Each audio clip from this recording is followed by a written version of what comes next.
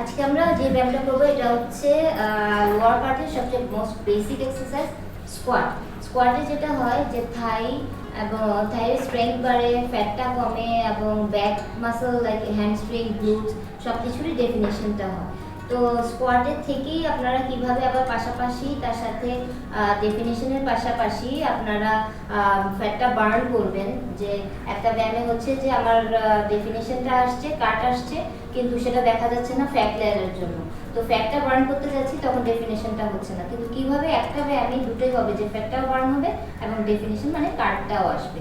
আমরা এখানে দেখবো আমাদের তিনটা লেভেলেই ব্যায়ামটা হবে। সেটা হচ্ছে যে বিগিনার, ইন্টারমিডিয়েট এন্ড অ্যাডভান্স। তো বিগিনারে আমাকে হেল্প করবে হচ্ছে তাসরিন। ওকে Tasrin, yes, and okay, go 1 and 2 and 3 and 4. ওকে, আমরা দেখছি যে ও এখানে একটা ডাম্বেল ইউজ করেছে। সেখানে যেটা হলো যে ডাম্বেলটা মানে ওয়েটটা পুট করছে যে যেন তার ব্যায়ামটা আরেকটু কষ্টকর হয়। যারা এটা মনে হয় যে কষ্ট, তারা কিন্তু ফ্রি হ্যান্ডে হাত খালি রেখেই করতে পারে। Okay, thank you Tasrin. এবার ইন্টারমিডিয়েটে আমরা যেটা দেখব, এখানে আমাকে হেল্প করবে Nusha. Nusha squat with plyo jump. Okay, and go, and 2 and 3। দেখছি যে ও স্কোয়াটটা করলো, বসলো, কিন্তু যখনই উঠছে জাম্প করছে। এই প্লায়ো মুভের জন্য দেখা যাচ্ছে যে তখন ক্যালোরিটা বার্ন হচ্ছে, মানে ফ্যাটটা বার্ন হচ্ছে, কিন্তু তার সাথে সাথে ডেফিনিশনটাও হচ্ছে। Okay, thank you. অ্যান্ড এবার অ্যাডভান্স লেভেলটা দেখাবে লিও।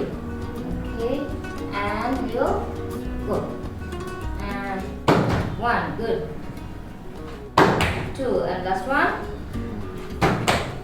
3। ওকে, তো তুমি কি করছিলে? পা দিয়ে কি করছিলে? ক্ল্যাপ করছিলে। মনে হয় যে ইন্টারমিডিয়েট আর অ্যাডভান্সে কি পার্থক্য? ইন্টারমিডিয়েটে যেটা হচ্ছে যে জাম্প করে উঠছে, কিন্তু ক্ল্যাপিং যখন করছেন তার মানে ওখানে আপনাকে একটা রিদম রাখতে হবে দু পায়ে তালুতে, যে ক্ল্যাপ সাউন্ডটা করতে গেলে হাতের তালির মতো। তখন যেটা হয় যে জাম্পও করছেন, ডেফিনিশন আসছে, কিন্তু কনসেন্ট্রেশনটাও থাকতে হচ্ছে। তার মানে হচ্ছে যে এখানে ব্যায়ামের পাশাপাশি কনসেন্ট্রেশনটাও বাড়ছে। দেখি আরেকবার করো কিভাবে। And yes, okay, fine.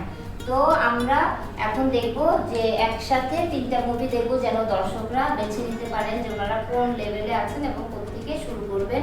এবং 10-12 বার করে প্র্যাকটিস করার পরে তারপরে ওনারা রিপিটেশনটা বাড়াতে পারেন। ওকে, কাম and 2 times. Okay, and 1 and 2.